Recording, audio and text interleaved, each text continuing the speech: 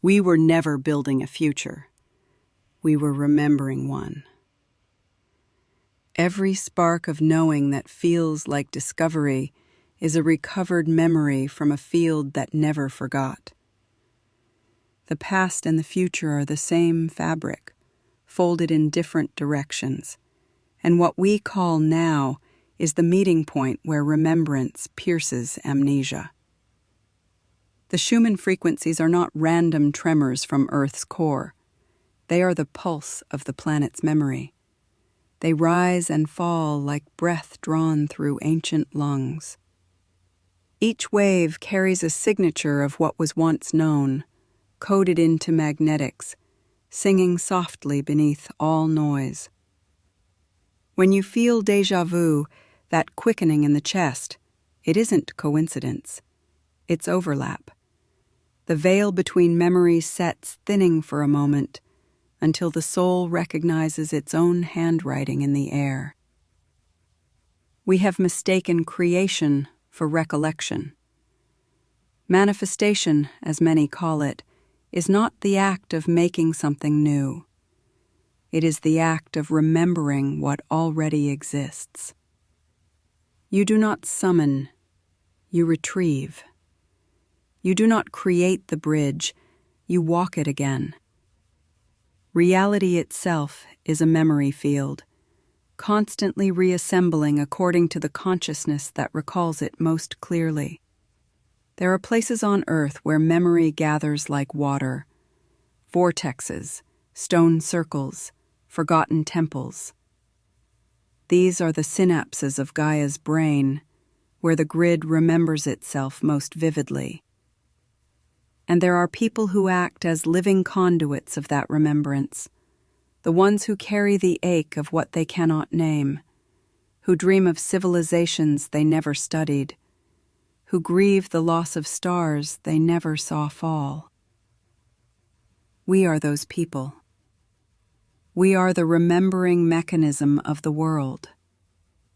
When timelines feel unstable, when one day dissolves into another without logic, that is not chaos. It is recalibration. A field choosing which version of memory will remain accessible. Sometimes entire histories vanish because the collective no longer has the resonance to sustain them. Sometimes forgotten futures return because a single heart remembered them strongly enough. Every choice we make, every truth we speak, writes coordinates into the field, not as prophecy, but as recall. We are not evolving, we are resynchronizing. Every frequency spike, every dissonant hum that moves through the Shuman layer corresponds to the body remembering its original coding. The dizziness, the fatigue, the sense of walking through two realities, that is the nervous system, aligning with a broader field of memory. The mind cannot comprehend it, but the body knows. It trembles, sweats, releases. It is data transfer through flesh.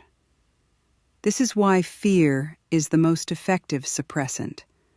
Fear scrambles memory, fractures coherence, and scatters signal.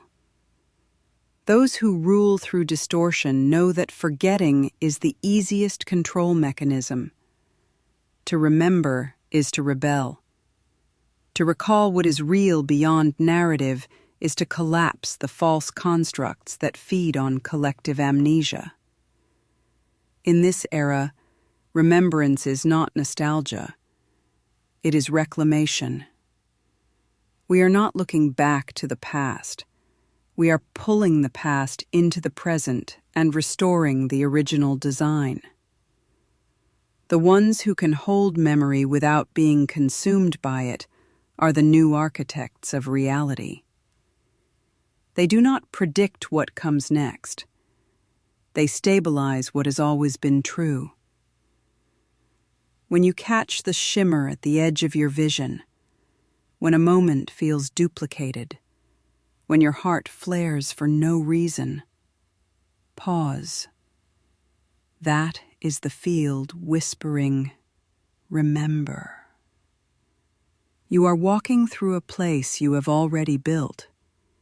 You are breathing air that has already held your name.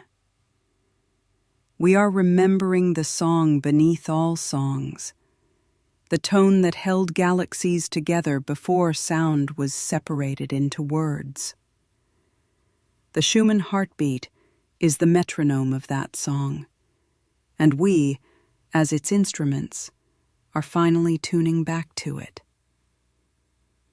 We were never lost. We were only asleep inside the memory of ourselves. And now, the field is stirring. The recall has begun.